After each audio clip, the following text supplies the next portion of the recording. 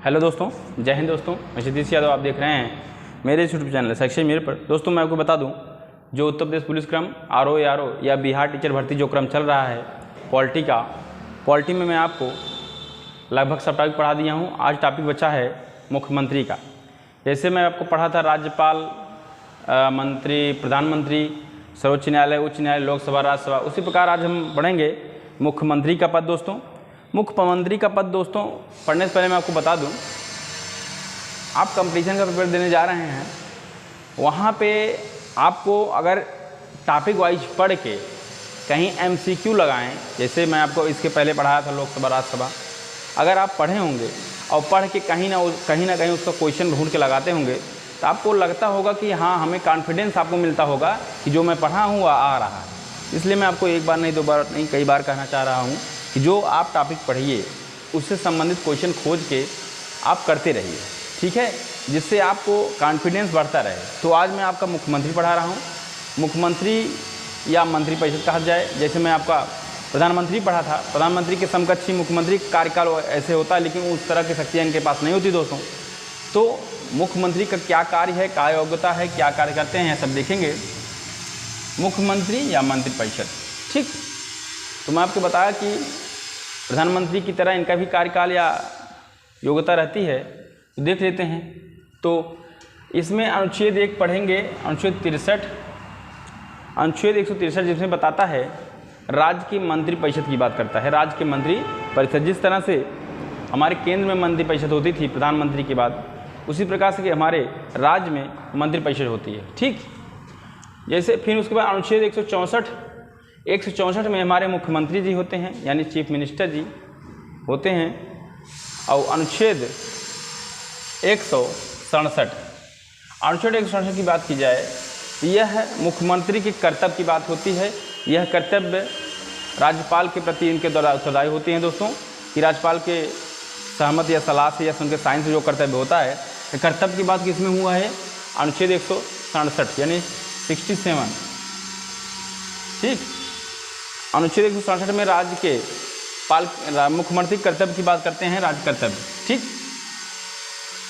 अब दोस्तों आगे चलते हैं, देखते हैं जो मुख्यमंत्री होता है यह राज्य का वास्तविक हेड होता है, ठीक। राज्य के वास्तविक हेड किसको कहा जाता है, मुख्यमंत्री को दोस्तों, मुख्यमंत्री। और राज्य के नाम मात्र के हेड कौन होते हैं, हमारे राज्यपाल।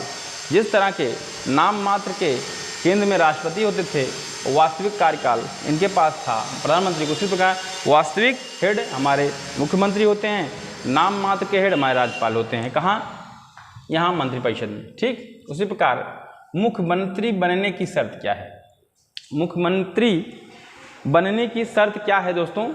शर्त की बात की जाए दोस्तों, अब वहाँ था लोकसभा या राज्यसभा, यहाँ है विधानसभा या विधान परिषद, ठीक। तो विधानसभा या विधान परिषद के सदस्य, अगर विधानसभा या विधान परिषद के सदस्य हैं तो आप मुख्यमंत्री बन सकते हैं, नहीं है तो मंत्री बनने के बाद 6 माह के अंदर आपको सदस्यता लेनी होगी। तो यह विधानसभा या विधान परिषद के सदस्य होने चाहिए, मुख्यमंत्री सद, ठीक। बात की जाए इनकी नियुक्ति कौन करता है, तो दोस्तों मुख्यमंत्री जो टॉपिक बहुत छोटा सा है या बहुत इंपॉर्टेंट है, इसे एमसीक्यू लगाइएगा, क्वेश्चन बनते हैं। तो नियुक्ति की बात की जाए, राज्यपाल द्वारा विधानसभा से चुने बहुमत प्राप्त नेता को, जैसे दोस्तों बात की जाए नियुक्ति तुम्हारे राज्यपाल करते हैं, लेकिन यह किसको चुना जाएगा, जो विधानसभा है या विधान परिषद। आप कहते होंगे कि दोस्तों कि विधान परिषद हर राज्य में है नहीं। हाँ ठीक है, हर राज्य में नहीं है, तो जहाँ पे है, जहाँ पे नहीं है वहाँ विधानसभा सदस्य होने चाहिए। जैसे भारत में अभी तक 6 राज्यों में विधान परिषद है, जैसे बिहार है, उत्तर प्रदेश है, ठीक, बिहार, उत्तर प्रदेश है, उसके बाद कर्नाटक है, महाराष्ट्र है, ठीक, आंध्रा है, तेलंगाना है, ऐसे 5-6 राज्य हैं जहाँ पे विधान परिषद है दोस्तों।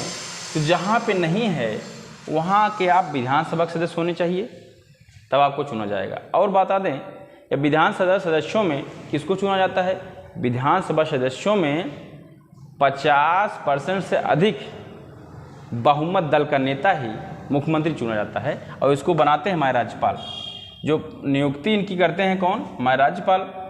विधानसभा में बहुमत प्राप्त नेता को, विधानसभा में 50% से अधिक बहुमत जिसको कहा जाता है कि यह मुख्यमंत्री लायक हैं, तो उन्हीं को बनाया जाता है मुख्यमंत्री। ठीक। और अगर यह बहुमत प्राप्त नहीं है, किसको बनाया जाएगा? राज्यपाल के विवेकाधिकार।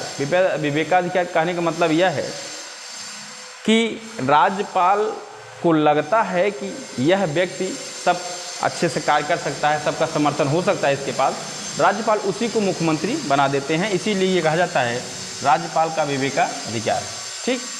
अब आ जाता है शपथ की बात।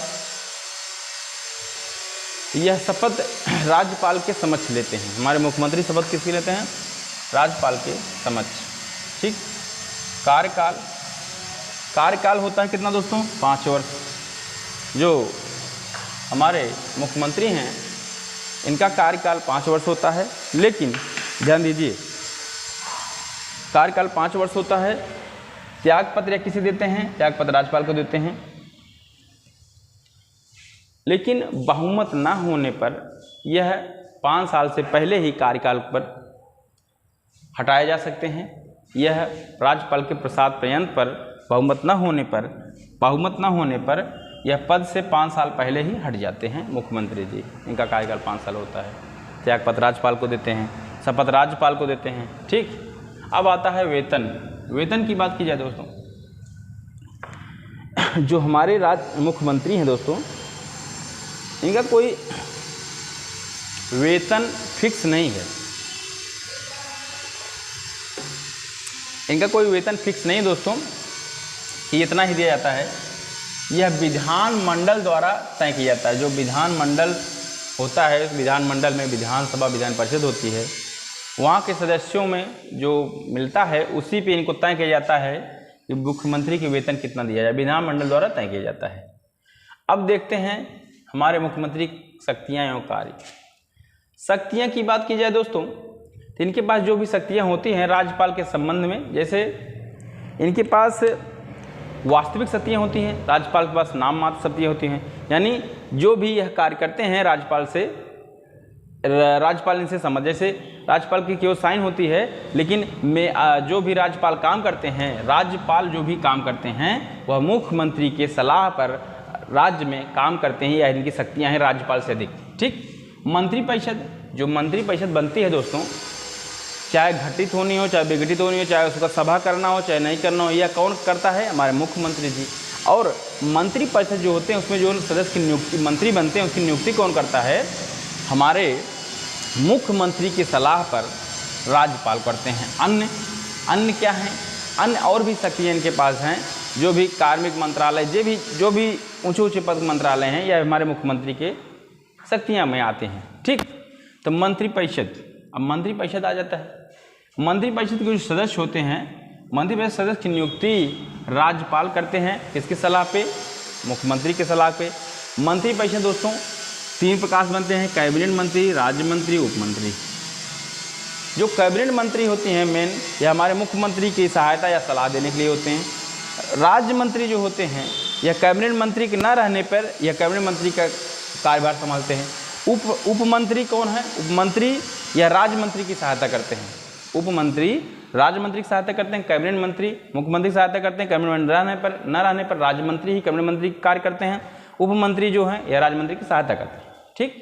तो यह मंत्रिपरिषद थी दोस्तों, जो अनुच्छेद 63 में बात की है।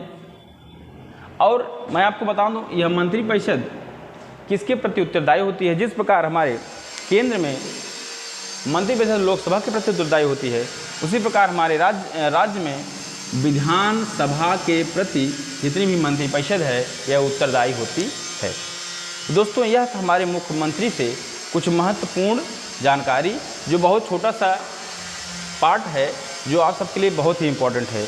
इससे क्वेश्चन बनता है, यह देख लीजिए।